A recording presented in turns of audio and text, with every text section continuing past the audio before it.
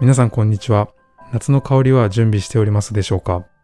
夏は心理的に開放的になることや汗をよくかくので、自分のために香水を買う人が一番多くなる季節と言われています。僕自身夏が近づくにつれてたくさんの香水を買ったり、香りを選び直したりしてきました。今回皆さんに香りを紹介するにあたってユニセックスで使える香りを10個まで絞り込んでみました。ちょっとまた紹介が遅くなってしまったんですけど、とてもいいチョイスができたと思うので、皆さんの夏の香り選びの参考になるといいなと思っています。それでは早速僕のおすすめする香りを紹介していきます。一つ目に紹介するのは、少し前にジョー・マロンのブリットコレクションからの新作として発売されたこちらのタンギールバブコロンという香りになります。僕は先日こちらのブラックベリー&ベイと合わせて購入したとてもお気に入りの作品です。タンギールバブコロンの吹いたすぐはフレッシュでスパイシーな印象のルバーブの香りから、すっきりとしたグレープフルーツを思わせるフルーティーで甘みのある香りへと展開していきます。ルバーブの奥から香る少しクリーミーで甘いシダーウッドの香りもすごく良くて、爽快感のある香りからまろやかでリラックスできる香りへと落ち着いていきます。今回のマーマレードコレクションはジョー・マロンの限定品の中でもひときわ特徴的なボトルデザインで、アンティーク陶器のようなボトルはコロンとしててすごく可愛いので、プレゼント用にもすごく向いているかなと思っています。香りの持ちは短めですが、つけやすく爽やかな印象なので、バシャバシャつけれる軽めの香水が欲しい方や香水初心者にもおすすめの作品です。二つ目に紹介するのはこちらのニコライのオーフレッシュセットに入っているパルフ&ニコライというブランドのオーデテという香りになります。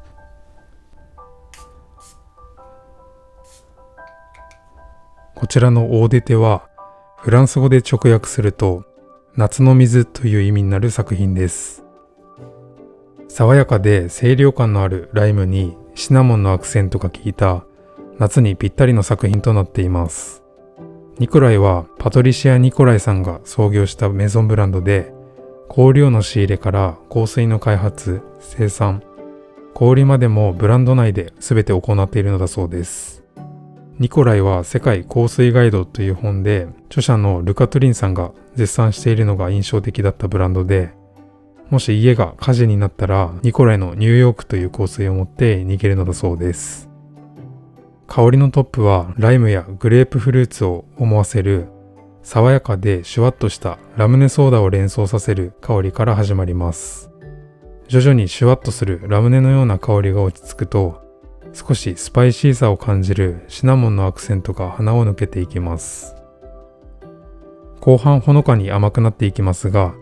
しつこさはなくて心休まるようなジャスミンの穏やかなホワイトフローラルがほのかに香ります。こちらも夏の蒸し暑い日をさっぱりとした気分にしてくれる香りで、気分転換にもぴったりです。またニコライは手頃で比較的購入しやすい香水なので、香水初心者にもおすすめです。僕は先ほど紹介した通り、こちらのオーフレッシュセットという3種類香水が入ったセットをニッチフレグランスの専門店であるノーズショップさんで購入しました。オーデテの他にこちらのローミクストという香りと、こちらのローシックという香りが入ってるんですけど、3つともとてもいい香りなので、機会があったらぜひ試してみてください。ノーズショップのオンラインでもよく売り切れになっているので、欲しい方はこまめに在庫チェックをされることをお勧めいたします。3つ目に紹介するのがこちらのエルメスのオードゥルバーブエカルラットという香水になります。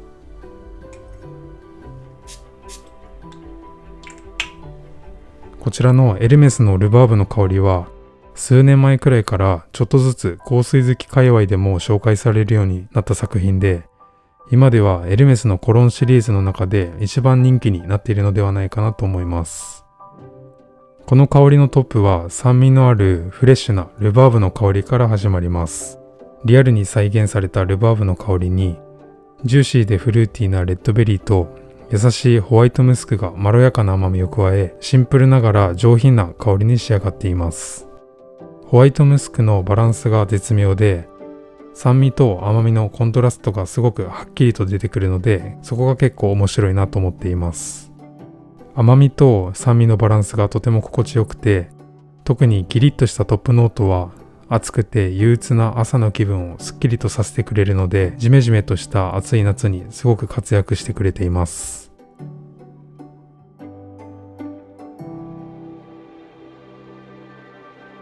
4つ目に紹介するのはこちらのリキッドイマジネというブランドのドムローザという香りになります。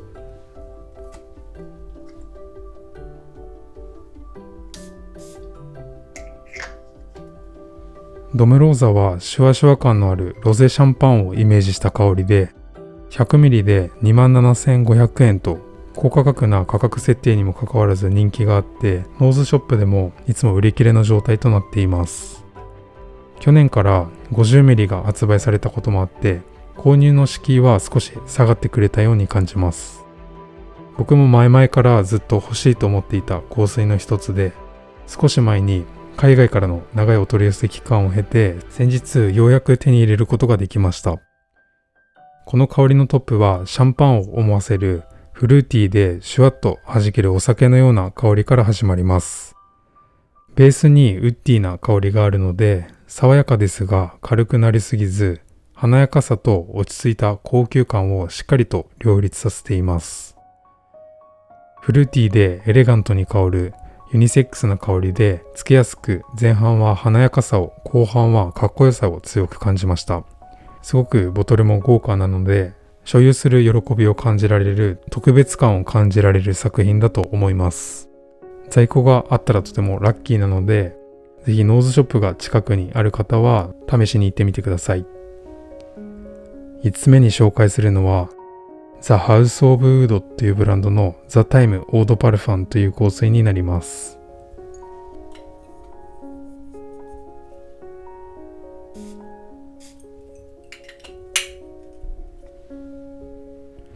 こちらもノーズショップのベストセラーとしてひときわ存在感を放っている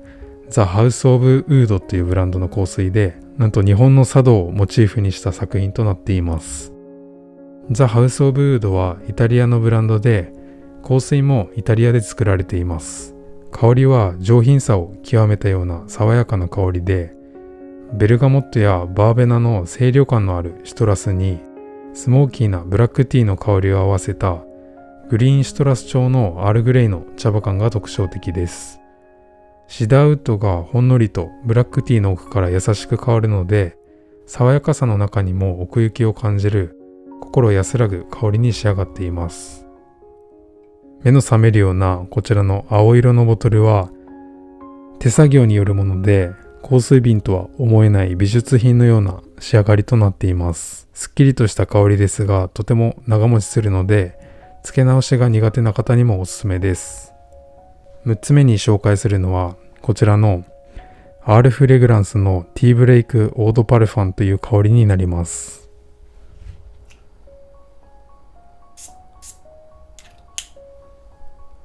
こちらは甘くてリアルな紅茶の香りを探している方にぜひ試していただきたい作品です。紅茶系の香水と紹介されていても、ほとんどがシトラス調の香りだったりして、意外と紅茶の香りを感じ取れないことの方が多かったりします。ティーノートが入っていると言われても感じ取れない香水も多い中で、ティーブレイクはしっかりと紅茶の香りが楽しめる数少ない香水の一つです。季節問わず使えて、優雅なアフタヌーンティーを連想するような上品な紅茶の香りに仕上がっています。最初の漬けたてはレモンティーを思わせるベルガモットの酸味を強く感じます。つけてから10分くらい経つと、アールグレイやダージリンの紅茶の香りに相性抜群のお砂糖の香りが加えられた甘くて美味しそうなリアルな紅茶の香りへと変化して心地よく長く香ってくれます。日本人の好みに寄り添った使い続けたくなる紅茶系香水ナンバーワンの香りだと思っています。7つ目に紹介するのがこちらのエディットのローズモヒートオートパルファンという香水になります。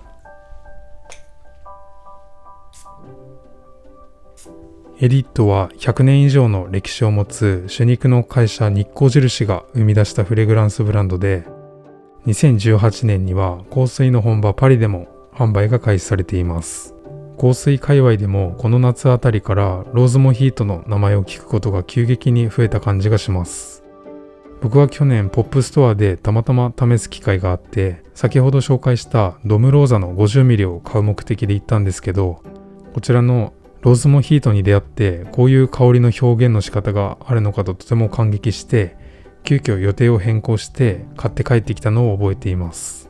香りはフレッシュなライムの香りが弾けると、ペパーミントが鼻を抜ける清涼感、スカッシュノートのシュワッとした香りが一気に駆け抜けるモヒートの香りの再現力にとても感動しました。一瞬ラムのようなお酒を思わせる香りが加わることで、よりモヒートの再現性が高められています。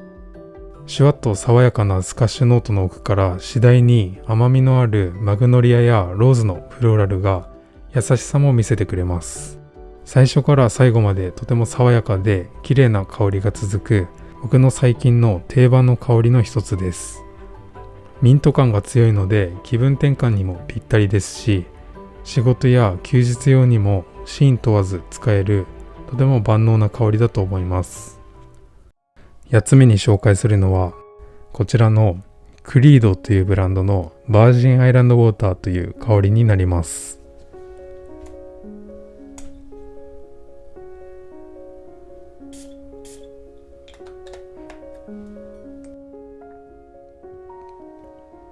バージンアイランドウォーターの香りを一言で表現するなら、上品で高級感のあるココナッツの香りです。僕はバージンアイランドウォーターの香りがココナッツ系の香りでは一番いい香りだと思っています。ライムなどシトラス調の香りを中心にふんわりとココナッツが香る南国を思わせるような香りで、重たくなりがちなココナッツ特有のまったりとした香りを抑えて上品に仕上げています。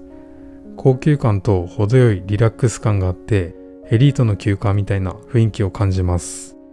ココナッツの香りを感じつつ、ココナッツの印象を180度変えてくれるクリードの表現力は恐るべしです。ユニセックスで使える香りで、ココナッツの香りが好きな方にぜひお試しいただきたい作品です。9個目に紹介するのがこちらのディオールのディオルオムコロンっていう香りになります。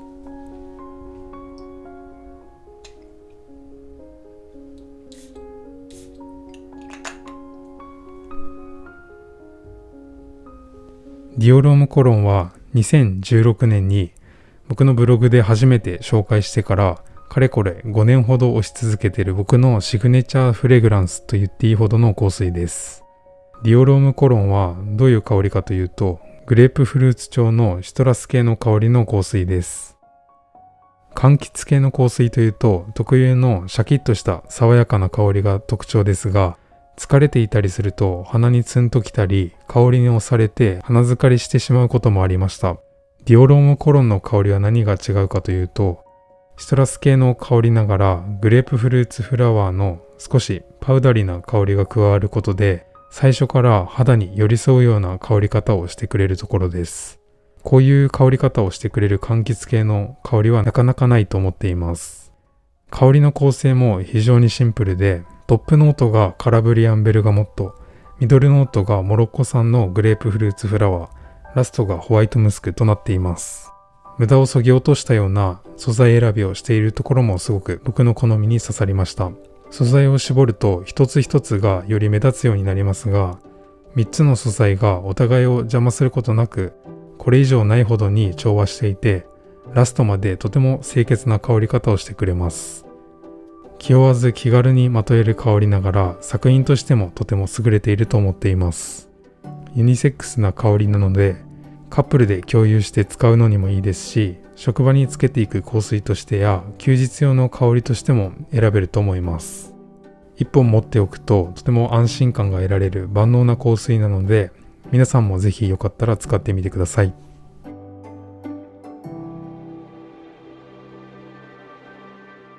最後に紹介するのはこちらのルイ・ヴィトンのイマジナシオンという香水になります。イマジナシオンは空想の旅に着想を得て作られたルイ・ヴィトン7番目のメンズ香水になります。先日店頭で試してすごく印象が良かったんですけど、価格も価格なので一旦は持ち帰って考えることにしました。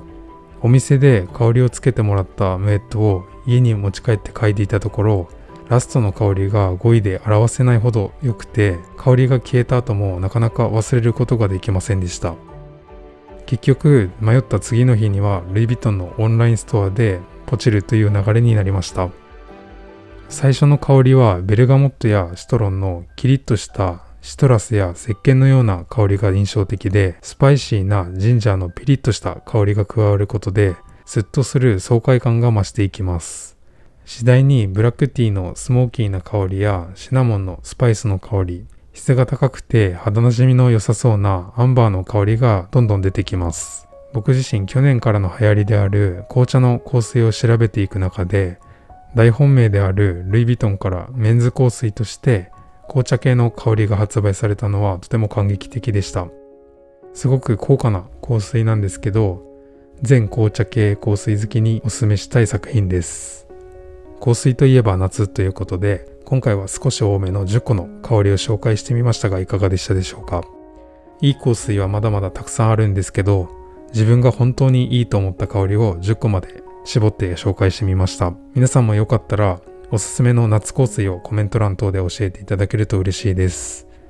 香水は人によって好みがありますし、肌との相性などもあるので、できるだけ確かめてから購入することをお勧めいたします。この動画で自分の香りを選ぶ楽しさや香水の面白さが伝わればいいなと思っています。興味がある方はぜひチャンネル登録やこの動画が良かったらグッドボタンもよろしくお願いいたします。